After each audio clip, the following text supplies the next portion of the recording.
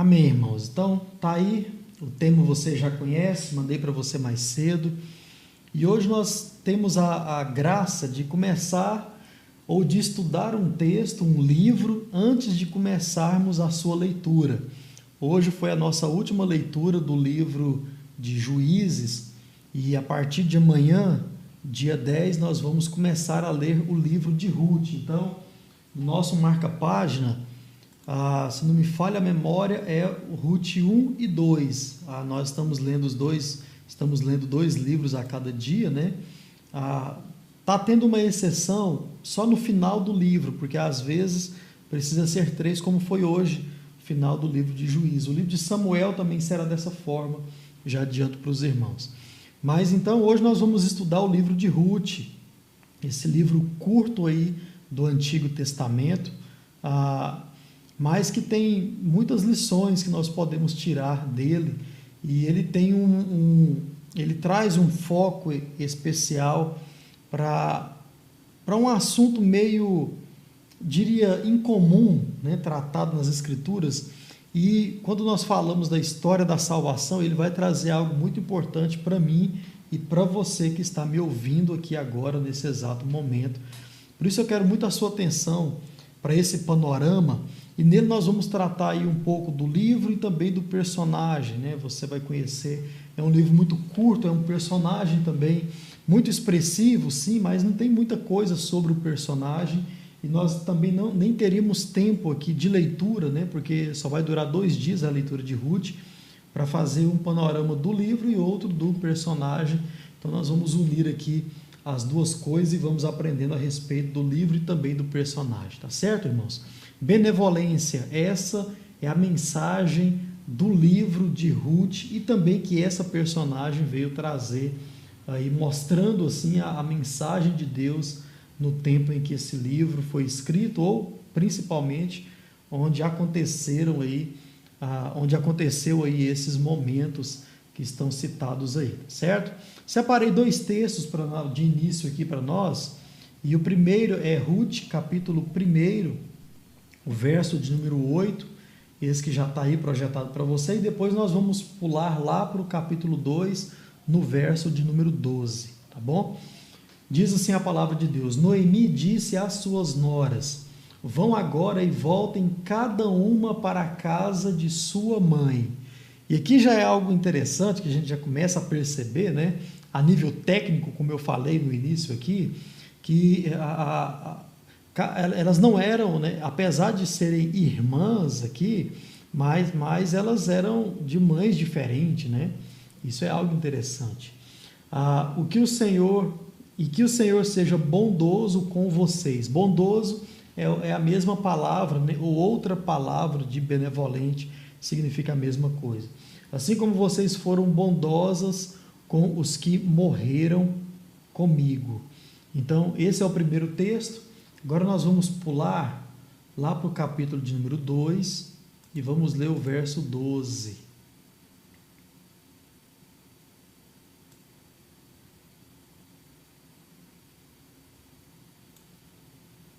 O Senhor lhes pague pelo bem que vocês fez.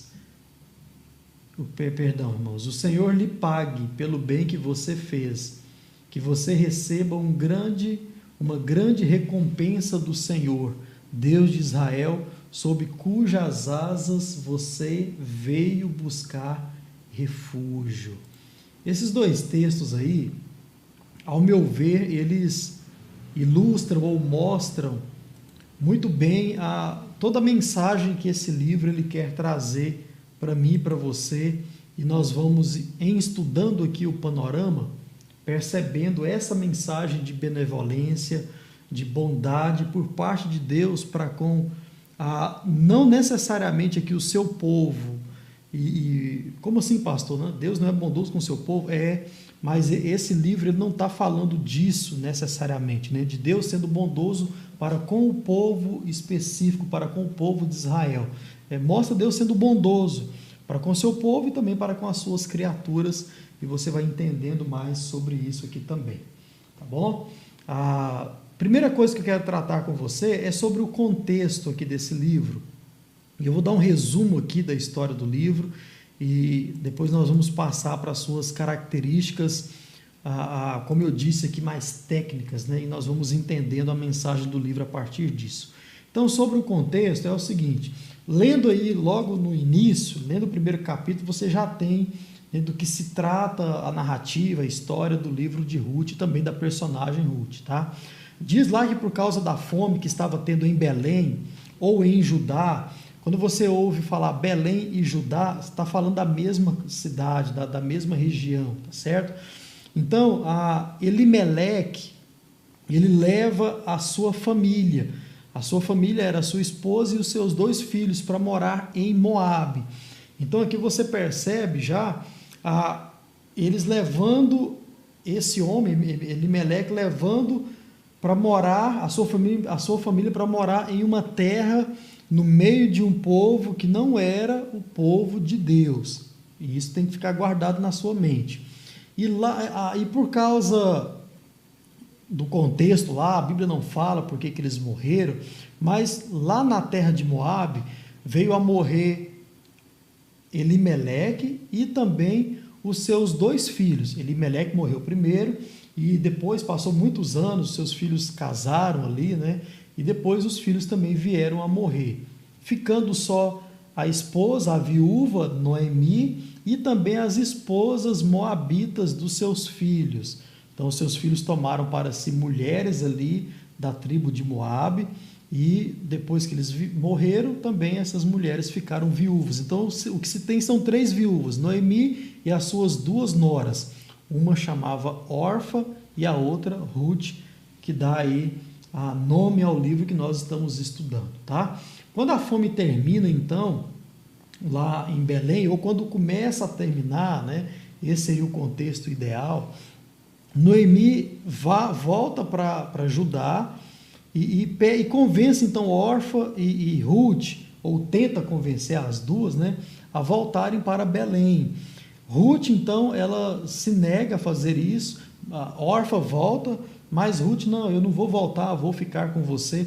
E aqui é o contexto do trecho mais conhecido do texto aí, né?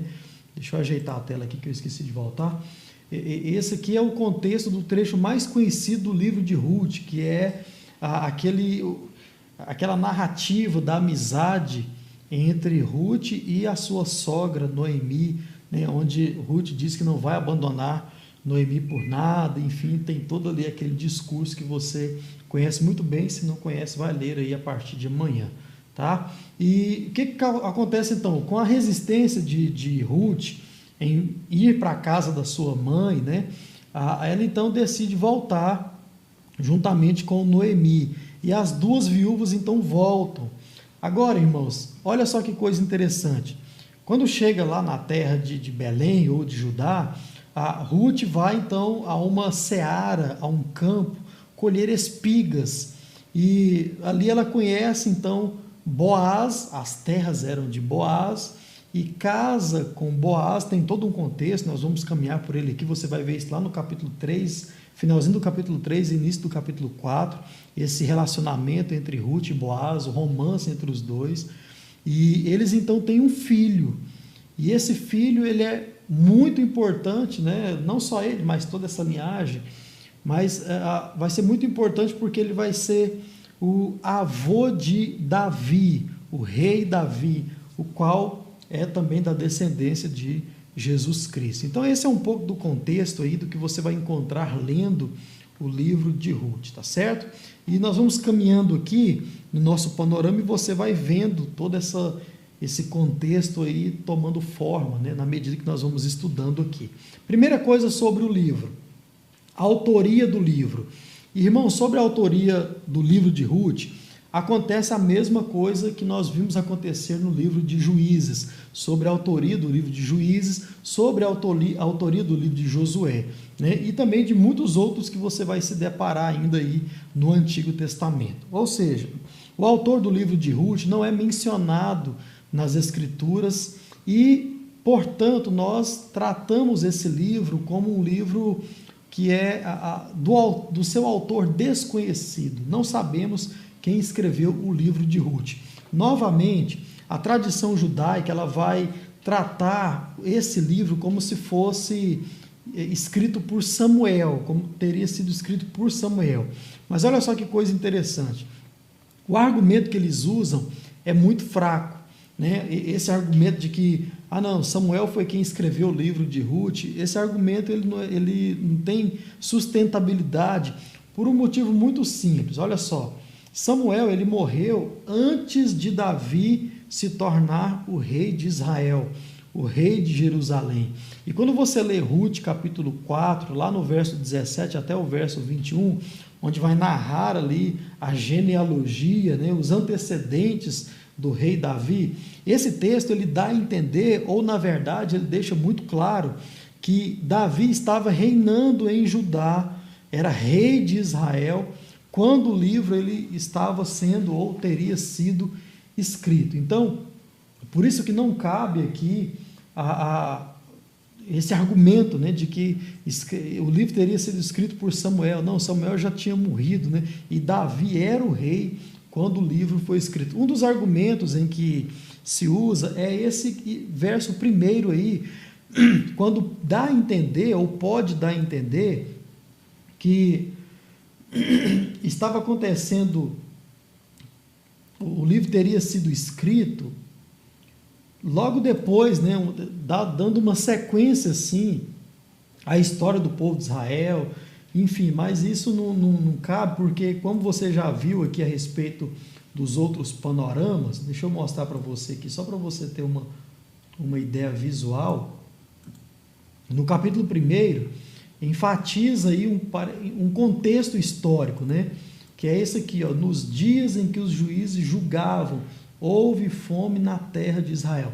Mas isso aqui pode se tratar, e certamente se trata, de uma questão de narrador, né? Então, existe um narrador que estava contando, em um momento, ele estava contando uma história que aconteceu bem antes, né? Algo que veio aí a existir há muito tempo. Então, necessariamente, pode se tratar disso. E lá nas características do livro, que eu vou colocar nesse panorama, você vai entender um pouco mais sobre essa situação, certo?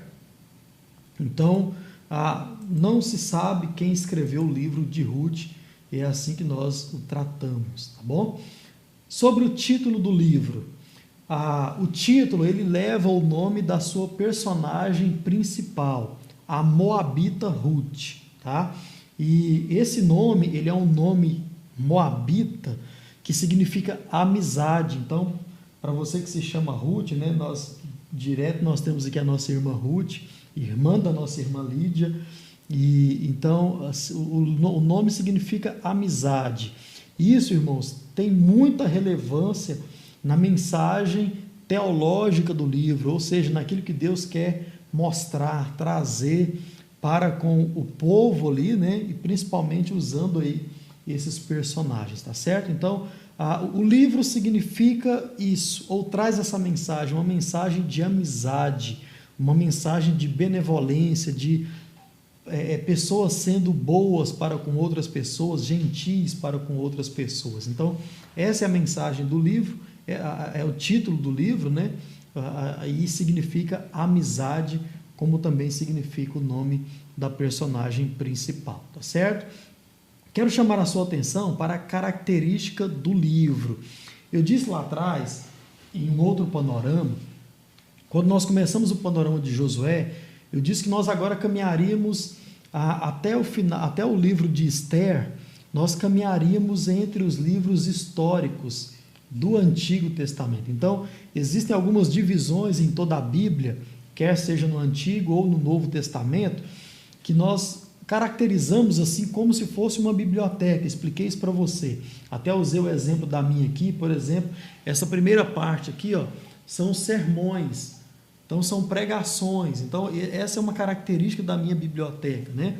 E aqui você tem uma parte de estudo sistemático. Então são características de uma biblioteca. Agora, algo interessante que nós vamos perceber aqui é o seguinte: nessa questão de característica, e até mesmo isso aqui poderia ser na questão, ou tem muita relação na datação do próprio livro, e aqui falando necessariamente da escrita, né, do livro. Tudo isso mostra algo interessante, mas que não é muito resolvido entre os teólogos até hoje, entre os estudiosos do Antigo Testamento e até hoje. Olha só, primeira coisa, muitos estudiosos acreditam que o livro de Ruth, ele é sim um livro histórico. Isso por quê? Por causa do primeiro verso. Como eu disse lá atrás, ele dá a entender que haverá uma continuidade do contexto ou do que estava acontecendo ali com o povo de Israel. Então, quando você lê o texto, né, o verso primeiro, ele dá a entender exatamente isso. Não, o livro ele vai continuar falando o que estava acontecendo com o povo de Israel. Então, olha aí o verso primeiro. Deixa eu marcar para você de novo aqui. Ó. Nos dias em que os juízes julgavam, houve fome na terra de Israel. E um homem de Belém, de Judá, foi morar por algum tempo nas terras de Moabe.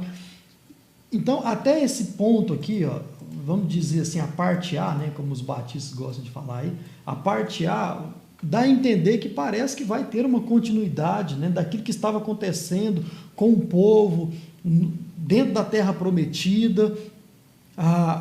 Enfim, parece, mas não vai. Né? Quando você começar a ler o livro amanhã, você vai ver que daqui para frente é outra história. Daqui para frente, o livro ele migra para um outro contexto. Não tem nada a ver com o povo ou com a sequência de contextos, de ocasiões, de acontecimentos, de fatos que estavam ali rodeando ou permeando o povo de Israel em um contexto como povo, como aliança com Deus. Não tem nada a ver com isso. Então você vai perceber isso, mas mesmo diante dessa questão, muitos acreditam que o livro de Ruth, ele faz parte sim dos livros históricos do Antigo Testamento. Agora, olha só que coisa interessante, se este é um livro histórico, então o que nós temos aqui mostrado no livro de Ruth, é um pequeno período de paz, em meio a todo o caos que estava envolvendo o povo de Deus no período onde os juízes julgavam a terra, julgavam o povo de Deus. Então, se esse livro faz parte dos livros históricos, o que nós temos aqui é isso, né? É um pequeno intervalo de paz. Só que o curioso, o que chama a nossa atenção, como você vai ver a partir de amanhã, como eu falei, não está falando de todo o povo, está falando necessariamente de um povo específico, de uma família específica. E assim todo o livro, né? Não tem ligação com a história da aliança de Deus com todo o povo de Israel, o povo escolhido por Deus. E a nossa Bíblia cristã, ela traz sim, ela coloca o livro de Ruth entre os livros históricos, né? Como eu falei, porque vai de Josué até o livro de Esther, então Ruth está logo aqui. Então a nossa Bíblia coloca assim como um livro histórico do Antigo Testamento. Mas o que ela não explica, e aqui é algo bem curioso, né?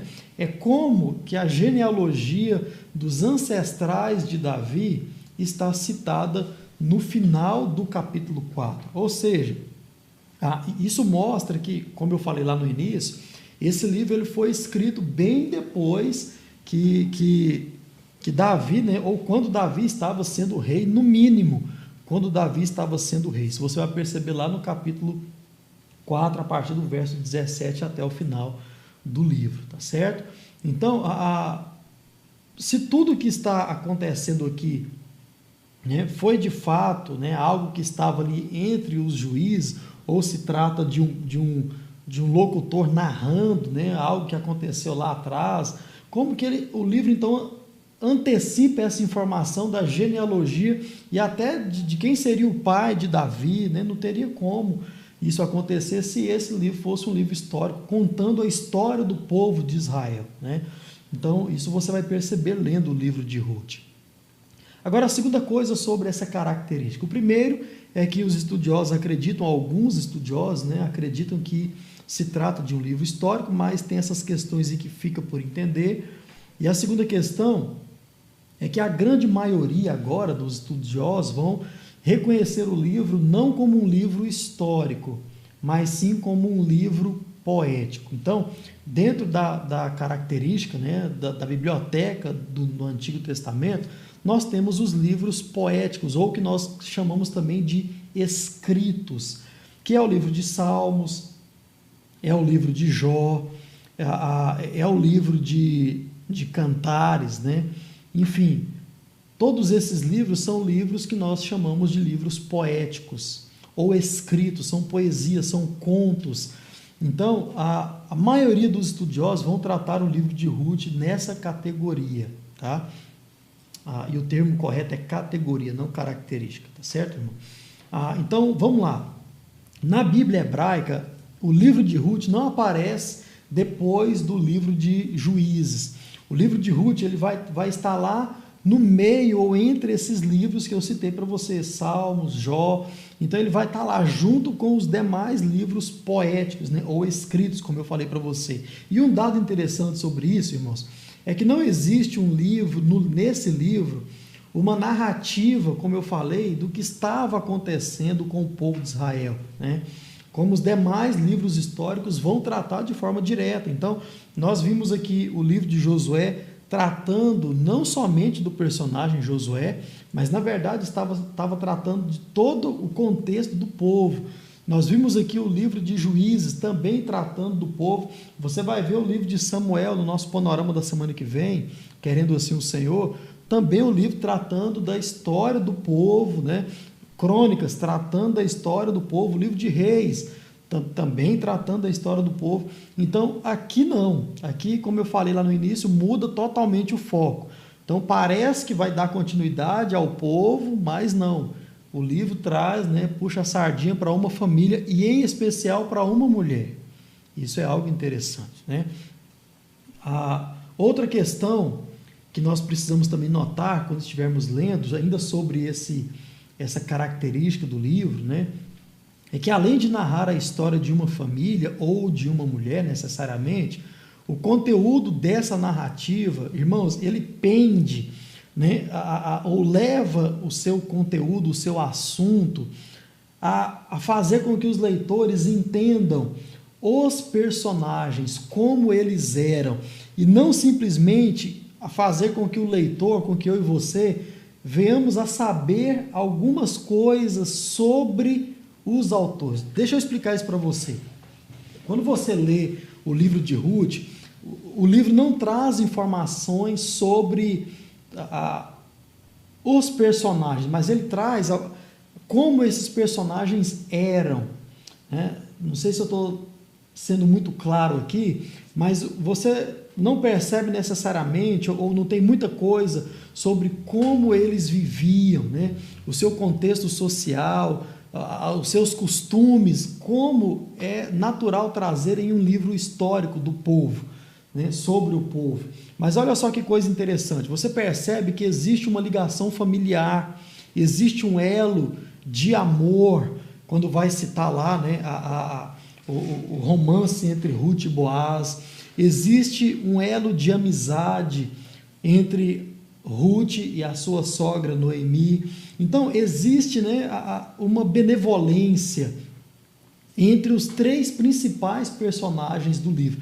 O livro cita alguns personagens, mas de um tempo para frente, de um momento para frente, ele vai tratar tão somente de três, que é Ruth, Boaz e Noemi. E pronto, esses são os três personagens principais do livro e é onde toda a narrativa do livro se encontra, né? Nesses três personagens. Então, você percebe exatamente você tendo mais informações sobre como eles eram do que como eles viviam, o que eles faziam, enfim, né? Outro ponto interessante dentro disso é o romance entre Ruth e Boaz.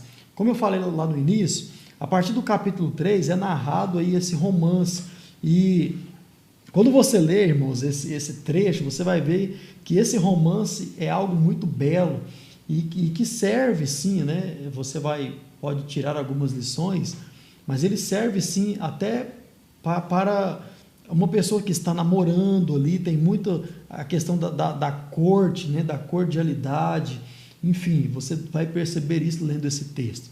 Um resumo: Ruth, né, depois que conheceu Boaz, porque foi lá para as terras dele colher espigas de milho, né, provavelmente, achou Boaz, tinha uma festa, Boaz então tomou o vinho, ficou alegre por causa do vinho e foi dormir, né? Diz o texto que ele foi dormir lá em meio a uns montes lá, né? E o que acontece? Ruth chega até Boaz, deita, diz que deita aos pés dele, tira o cobertor assim, deita aos pés dele e não acontece nada. Por quê? Porque Boaz, ele usa de benevolência, né? Boaz, tudo que indica, era um homem muito direito, e quando Ruth então se deita ali com ele, Ruth fala o seguinte: olha, eu estou me deitando aqui porque você é um resgatador. Boaz se assusta, né, e pergunta até quem está ali. Ele fala: Ruth, o que você está fazendo aqui? Não, eu vou me deitar aqui porque você, meu senhor, é assim que ela o trata, é um resgatador.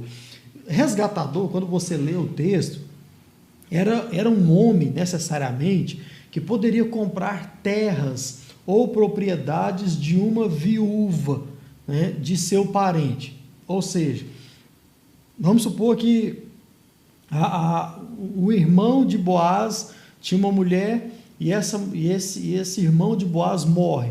Boaz, por ser irmão, né, do falecido, tinha o direito, né, de comprar as terras dele, que era agora da viúva, e também de se casar com ela, né? Não é o caso aqui, é só para que a gente possa entender. Então o resgatador é esse que tinha o direito de comprar as terras de uma mulher que era viúva, que era parente de Boaz, né? Ou de um resgatador. E também tinha o direito de se casar com esta viúva, se ele assim quisesse, tá? Isso tem um significado, vou mostrar para você. Então isso é um resgatador, alguém que tinha direito de fazer tudo isso. Mas quando você lê o texto lá, a partir do capítulo 3, você vai ver que Boaz sabia que antes dele, ele também era um resgatador, sim, mas antes dele tinha um outro parente que era também um resgatador e tinha o direito de casar com essa mulher, com Ruth, né? E também de comprar as terras da sua sogra, Noemi. Ruth não tinha nada, tá? Era tudo de Noemi. Isso porque era parente mais próximo. Esse outro resgatador, ele era parente mais próximo de Noemi. Então ele tinha direito de comprar as terras de Noemi e também de se casar, né, com as viúvas, aí no caso aqui Ruth, tá? E diz lá o texto ainda sobre esse romance, que por causa disso, né, que Boaz sabia que tinha um outro homem que tinha direito, antes dele, Boaz se levantou e antes que pudesse ter relações com ela. Então, Boaz e Ruth não tiveram relações ali naquele momento onde ela se deita com ele, por causa dessa questão, tá? Mas o outro resgatador, tem todo o contexto aí, Boaz vai chamar ele, envolta em algumas testemunhas e tal, alguns anciãos. Boaz vai chamar esse resgatador, apresentar tudo isso para ele, falar: olha, você tem direito ali, está habitando agora conosco uma viúva e tal, e ela tem terras e tem uma nora, né, que também é viúva, e você tem direito de comprar essas terras e também de se casar com a viúva se você quiser. E diz lá o texto que esse resgatador, esse parente de Boaz, ele então abre mão de tudo isso, não quer nem as terras e nem a viúva, né? Em um primeiro momento ele quer, mas depois diz o texto que ele abre mão, e tudo isso então passa a ser direito agora de Boaz, que depois desse resgatador passa a ser o resgatador mais próximo, ou o parente mais próximo que teria direito ali. Então, todas essas questões, irmãos, nos levam a entender que o livro ele se trata de um conto, né? De uma poesia, de um romance, e não de uma continuidade do que estava acontecendo com o povo de Israel. Então, dentro dessa característica, nós temos exatamente isso, né? Esse livro ele não é necessariamente um livro histórico. A nossa Bíblia o traz como um livro histórico, mas quando você lê todo o conteúdo do livro, você percebe que se trata de um conto, né? Você se envolve com os personagens e não com a história do povo de Israel como é comum isso acontecer quando você está lendo um livro histórico de fato, que me parece muito bem que não é o caso do livro de Ruth, tá certo? Sobre o tema principal. Então, o tema principal do livro é benevolência, por isso aí o nosso título da nossa mensagem, ou do nosso panorama, né? Benevolência ou bondade. Esse termo, você vai ler, ele aparece em alguns lugares, em todo o livro, e em lugares estratégicos que marcam assim, né, um momento da escrita, e depois vai aparecer em um outro momento, que vai marcar um outro momento da escrita, vai trazer um outro assunto, digamos assim, e tudo isso é para mostrar que o tema central é bondade, benevolência. E aqui, irmãos, tem algo interessante. Dentro dessa benevolência de uns para com os outros, esses personagens que nós citamos, esses três necessariamente, existe bondade por parte de outros personagens dentro do livro. Vou mostrar para você. Mas tudo isso é para mostrar o quê? A bondade de Deus sendo expressa através de pessoas. Como eu falei, não necessariamente bondade de Deus para com o povo de Deus, não, mas se trata da bondade de Deus e ponto, né? Tanto para com justos, povo de Deus, também como para povo que não é de Deus. E necessariamente quando nós trazemos aqui ou tratamos do personagem Ruth, estamos falando necessariamente de povo que não era povo de Deus. Ruth não era do povo de Israel, né? Toda a leitura vai mostrar isso, lá na frente eu vou também mostrar isso para você. Ou seja, mostra Deus usando pessoas para abençoar outras pessoas. Então esse é o tema principal do livro de Ruth. Há dois assuntos principais que vão trazer toda essa temática da benevolência, eu quero citar para você. O primeiro, o livro mostra a bondade entre pessoas o tempo inteiro. Quando você ler o livro de Ruth, você vai perceber isso. Olha só, eu vou citar aqui alguns momentos de bondade. Primeiro, Noemi sendo boa para com as suas noras, né, Ruth e Orfa, deixando que elas voltem para a casa de suas mães. Segundo, Ruth sendo boa para com Noemi, se recusando a deixá-la, se recusando a deixar que ela volte sozinha aí para uma terra que estava comprometida, né, com a fome, já estava no finalzinho, mas Ruth então decide não deixar que Noemi volte sozinha para a terra de Judá. Os trabalhadores da lavoura sendo bondosos com Ruth, quando ela foi pegar as espigas. Então você vai ler lá no capítulo 3, quando Ruth entra na terra, lá na lavoura, né, os trabalhadores deixam, ou as servas de Boaz deixam ela pegar as espigas ali, poderia ir muito bem, né? Falar, não, você não pode pegar aqui e tal, isso aqui é do meu senhor, mas até as servas de Boaz, ou os lavradores ali também, foram bondosos com Ruth. Também você vê Boaz sendo bondoso com Ruth, deixando ela pegar as espigas, e mais, um detalhe curioso, deixando mais espigas para ela. O que significa isso? Como que era? Ruth foi para pegar as sobras, né? Então é como se houvesse, naquela época não tinha isso, mas nessas lavouras nossas aqui, né? Por exemplo, no tempo do milho, vamos lá, existe a colheitadora, né? Que ela vai colhendo, e é como se essa colheitadora deixasse algumas espigas para trás. Ruth então iria pegar essas espigas que iriam ficar ali, né? No meio do caminho, ali no meio da lavoura. Boaz, depois que conhece Ruth, tem uma conversa ali com o seu servo e tal, e o servo fala, não, essa é a viúva que veio com Noemi e tal, e Boaz fala o que para ela? Olha, deixa ela pegar não só as que cair, né, mas separe algumas espigas também para ela. Então Boaz usa de benevolência para com ela, deixando que ela pegue mais espigas ali boas, né, que não eram rejeitadas ou ficavam tão somente pelo caminho. Você vê também Boaz sendo bondoso com o seu parente resgatador, por informar ele que havia ali, né, terras disponíveis para ele comprar, e também viúvas disponíveis para ele se casar, né, por assim dizer. Você vê também o resgatador sendo bondoso com Joás, deixando as terras para ele comprar, e também deixando a viúva para ele se casar, né? E você percebe todos esses atos de bondade desses personagens, né? E uma coisa interessante, irmãos, além desses atos de bondades que eu acabei de citar, você percebe os personagens, todos eles, proferindo bênçãos uns sobre os outros. Isso é muito interessante, né?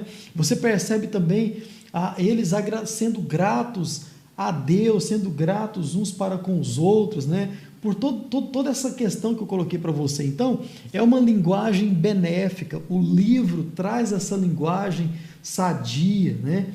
Traz essa linguagem boa, gostosa de se ouvir, onde vai mostrar que a bondade havia ali, ou vai mostrar a bondade entre os personagens. E isso é algo que precisa também ficar no nosso entendimento, lendo aí o livro de Ruth. Então, um dos assuntos é exatamente essa bondade entre as pessoas. O outro assunto é que o livro vai mostrar também como funcionavam os negócios de compra e venda de terras ou de propriedades naquele tempo. Olha só, toda essa questão de resgatador aí que nós acabamos de ver não é à toa, tá? Isso é para mostrar também que em todo aquele contexto, ou até mesmo naquela família, a lei de Moisés era sim cumprida, né? Era a lei que tinha sido dada lá atrás, o povo ainda cumpria, né? Mesmo quando o livro salta de um contexto de povo, de nação, e vai tão somente para um contexto familiar, mas isso vai mostrar também a lei sendo cumprida. Ou seja, as terras ou propriedades sempre eram vendidas a um parente mais próximo daquele que deixou, né? E as viúvas também eram entregues a esse parente mais próximo. Isso tem um significado também, como eu prometi para você lá atrás. Isso é para que a terra não saísse, irmãos, do nome da família, né? Então, naquele tempo, e isso também tem um significado, as terras não era saudável que as terras saíssem daquela família e fosse para uma outra família, um outro clã, né? Uma outra nação. Por quê? Porque ali isso mostrava que a herança ela continuava, né, a permanecer dentro daquela família. E por que as viúvas eram entregues também aos resgatadores, aos parentes mais próximos ali da viúva, né? Então, somente para mostrar que a linhagem ela viesse a permanecer. Então, isso vai lá no capítulo 4 vai mostrar isso para você. O filho que Moabe tem, que Boaz tem com Ruth, é conhecido não como filho de Ruth, mas como filho de Noemi. Olha só que coisa interessante, né? Isso vai ter um significado muito maior quando vier nascer, né? Quando Davi nascer e também quando Jesus vier a nascer, porque toda essa genealogia está ligada, tá? A genealogia de Noemi vai dar lá em Jesus Cristo, né? Isso você vai ver quando a gente lê de novo os evangelhos, Mateus capítulo 1, verso 5 necessariamente, tá certo?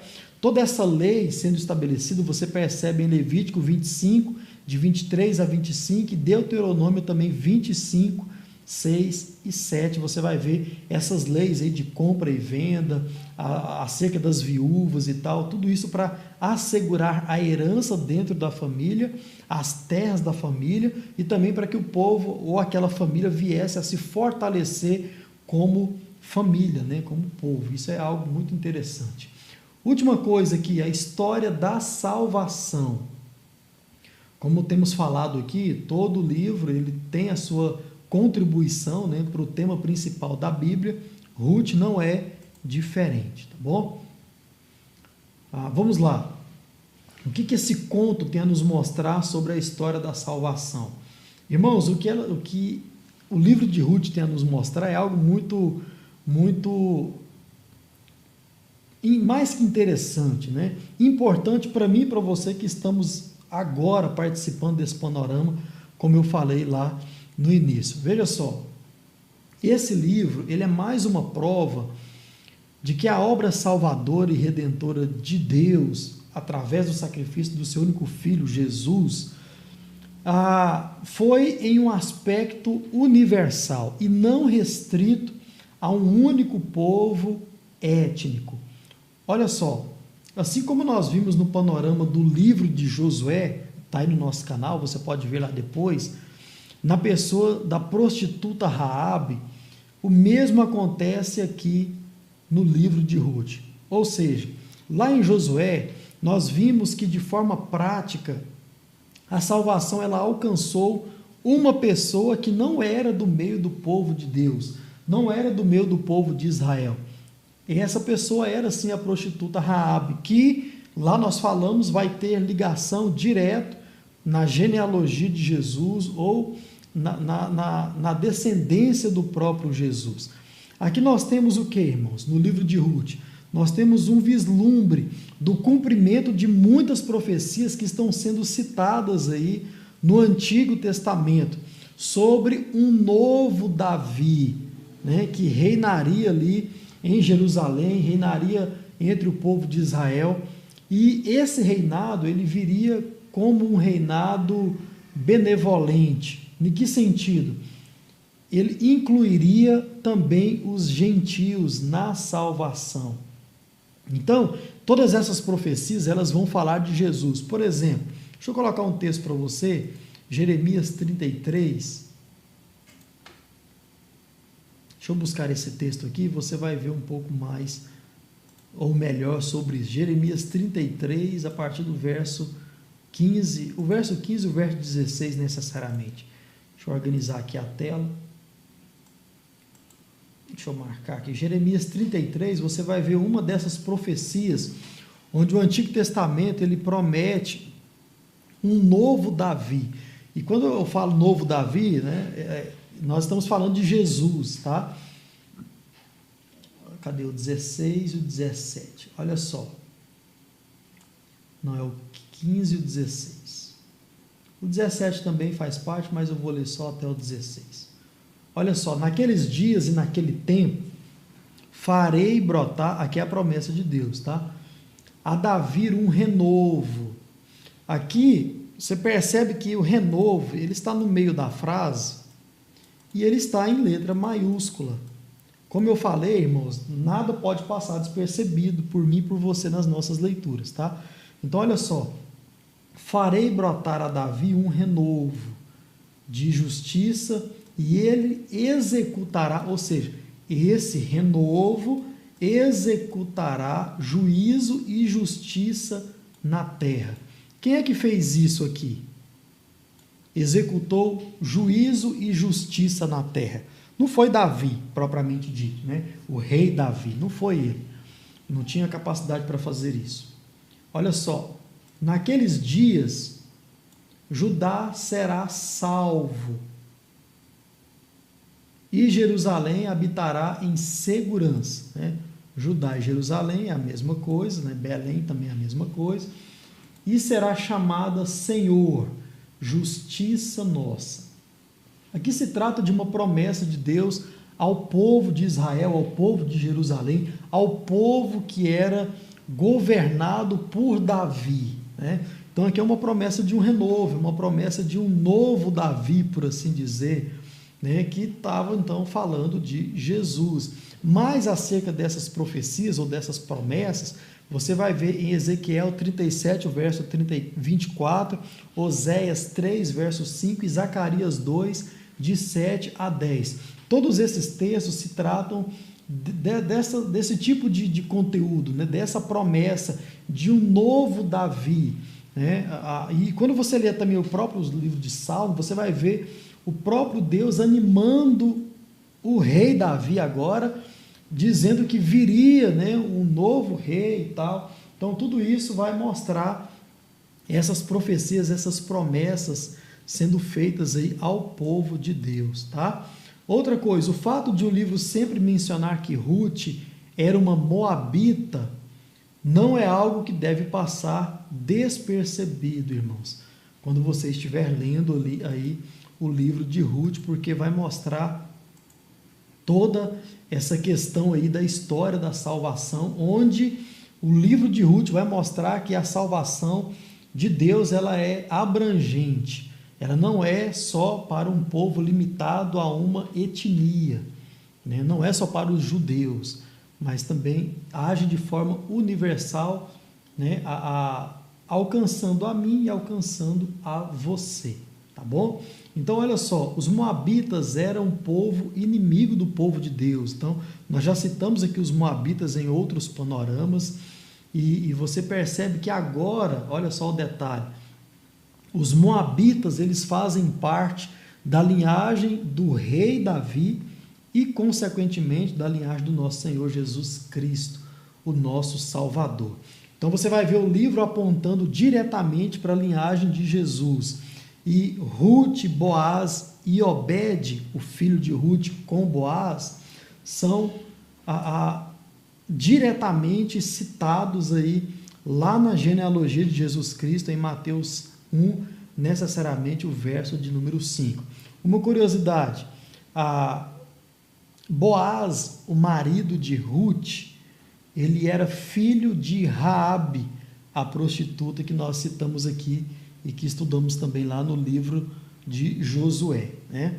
E era filho dela juntamente com Salmão. Quem vai mostrar isso é a genealogia de Jesus. Então, irmãos, é isso que o livro ele contribui para a história da salvação. Mais uma vez, nós temos aqui um livro inteiro falando de uma personagem que era do povo inimigo do povo de Deus, né? E você vê toda essa benevolência, toda essa gratidão, toda essa ação benéfica que simboliza a ação de Deus para com a humanidade, sobretudo para com o seu povo, tá certo? Eu quero colocar para você 4 lições que nós podemos tirar aqui desse livro. Lendo o livro de Ruth, você deve perceber o seguinte: Deus usa cada um de nós para que a sua bênção chegue até as outras pessoas. Isso precisa ficar muito claro, irmãos, no nosso entendimento como cristãos, tá? Deus, ele pode e poderia sim agir, né, de forma totalmente, digamos assim, sobrenatural, ou somente de forma sobrenatural para abençoar outras pessoas. Mas Deus decidiu fazer isso através de mim e de você. Essa é a forma sobrenatural de Deus ser bondoso, né, para com os seres humanos, né? Porque se fosse por causa de nós mesmos, o orgulho e a arrogância iria reinar e nós não seríamos bondosos. Olha só quantas bondades nós podemos perceber aqui, né? Lendo ou fazendo esse panorama, você vai perceber de forma muito clara lendo o livro. Então essa é a primeira lição, né? Deus usa a nós para que a sua bênção chegue até as outras pessoas. Outra lição: bondade gera bondade. Lendo o livro você percebe tudo isso, né? Os personagens sendo abençoados e isso também porque foram abençoados. Então você mostra essa bondade passando aí de mão a mão, né? Enfim, e o Novo Testamento vai falar exatamente isso: não se canse de fazer o bem, porque no seu tempo você vai colher os frutos dessa ação. Terceira lição: gentileza e gratidão cabem em todo lugar. E lugar aqui, lugar geográfico mesmo, porque você percebe essa mudança de região, né? Eles habitavam em Judá, depois foram para a terra de Moabe, fincaram família, fizeram família ali, depois voltaram para Belém. Então, e tudo isso você percebe essa bondade, essa gentileza, essa gratidão nesses lugares, nesses espaços geográficos. E também, além disso, entre qualquer pessoa, entre o povo de Deus, entre o povo que não é povo de Deus, enfim, a bondade, a gentileza, a gratidão cabem em todo lugar.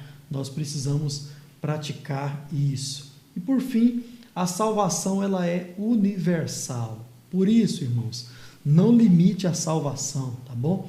Pregue o evangelho para todos ao seu redor, para todos, tá bom? Que Deus possa nos dar a graça de, lendo o livro de Ruth, perceber ou continuar percebendo tudo isso e praticar a palavra do nosso Deus. Amém? Vamos orar?